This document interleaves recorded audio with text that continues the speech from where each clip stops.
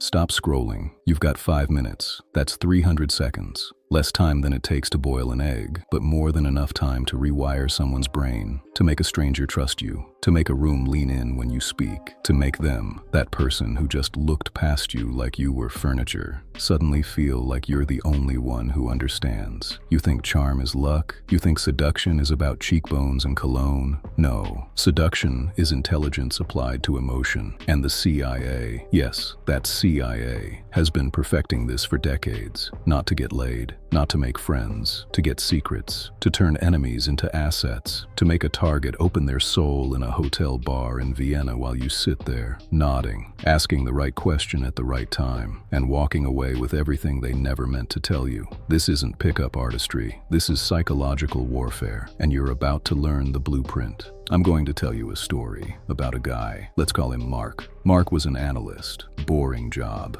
Gray cubicle. He had a boss, a woman named Diane, who didn't even remember his name after 3 years. One day, Mark got wind of a promotion. Diane was the gatekeeper. He had 5 minutes in the elevator with her. 5 minutes. Most people would panic, talk about the weather, compliment her shoes. Mark did something else. He'd been studying, not motivational garbage, operational psychology. He stepped into that elevator, smiled slow, and said, "You look like you just came from a meeting that made you want to throw your laptop out a window." Diane blinked. Then she laughed, a real laugh, and she said, "How did you know?" He didn't. He read her, the tension in her jaw, the way her left hand was clenched around her phone, the micro frown she'd worn for 3 steps before she saw him. He mirrored her emotional state, frustration, exhaustion, the quiet rage of being undervalued, and then he validated it without agreeing like a weak puppy. He said, "I don't blame you. I had 3 of those this week. The kind where you smile and nod, and inside you're already rewriting your resignation letter."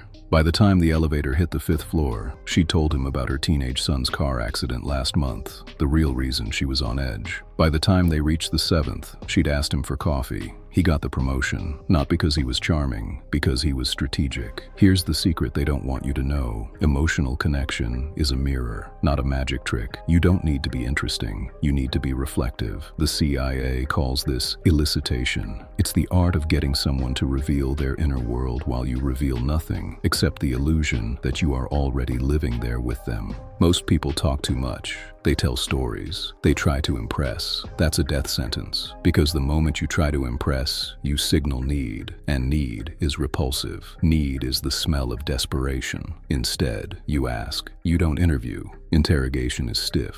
You elicit. You say things like, "How did that feel?" Not "What happened?" Feelings are the gateway. Logic is the wall. You go around the wall by asking about the weather inside their head. Watch this. If I say to you, "Rough day?" you'll say fine and turn away. But if I say, "You know that feeling when you've been running on caffeine and spite for 6 hours and someone still asks for one more thing?" Now you're nodding. Now you're inside my sentence. Because I just described your feeling, not mine. I didn't tell you my story. I painted a picture of a universal hell, and you stepped into it. That's the first move. Name the unnamed emotion. In the CIA's training manuals, the real ones, not the movies, they teach officers to build artificial intimacy in under 5 minutes. How? 3 layers. Layer 1. Mirror the state, not the words.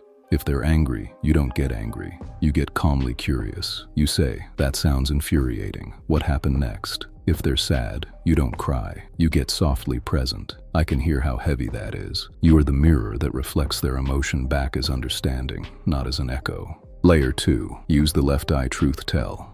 Western cultures read left to right. When someone remembers a real memory, their eyes drift left. When they invent a lie, eyes drift right. Test their baseline. Ask, "What's your mother's middle name?" Watch where their eyes go. Now ask, "What would your perfect day look like?" Now you know their truth direction, and when you see them look left while telling you something vulnerable, you lean in, not physically, but tonally. You say, "Thank you for trusting me with that." That phrase alone is a weapon. It rewards honesty, and people will bleed honesty to feel that reward again.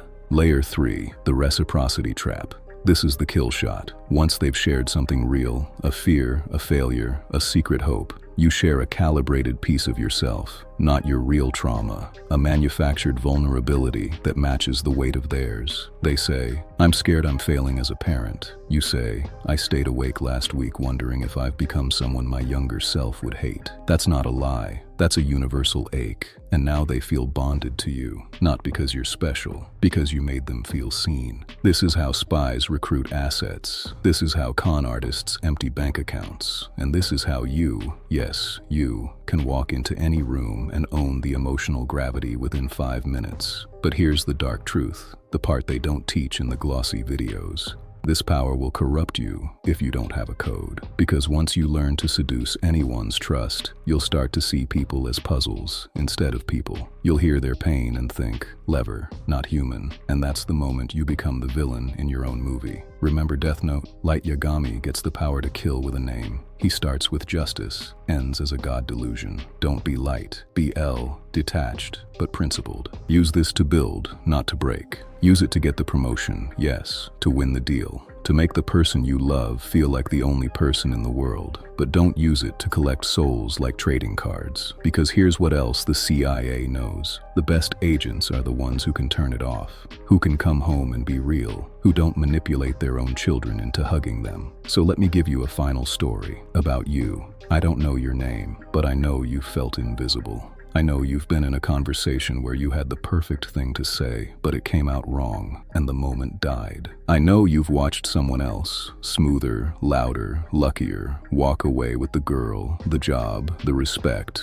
while you stood there holding your drink like a prop. That version of you is dead after today, because now you know. Charm is not magic. Charm is pattern recognition plus emotional courage. You don't need to be an extrovert. You need to be a student of the person in front of you. Next time you're in an elevator, a bar, a Zoom call that could change your life, stop thinking about yourself. Stop rehearsing your lines. Look at them. Really look. What is their face saying that their mouth isn't? What is the silence between their words? Ask one question, just one. What's been on your mind today that you haven't said out loud? Then shut up and watch them fall into you like gravity. 5 minutes, that's all it takes to become unforgettable. Not because you're loud, because you're present. And in a world of people screaming for attention, the one who quietly understands is the one they'll never forget. Now go. The clock is ticking, and someone out there is waiting to be seen by you. If you want to learn more about dark psychology and human nature, make sure you hit like and subscribe. I'll see you soon.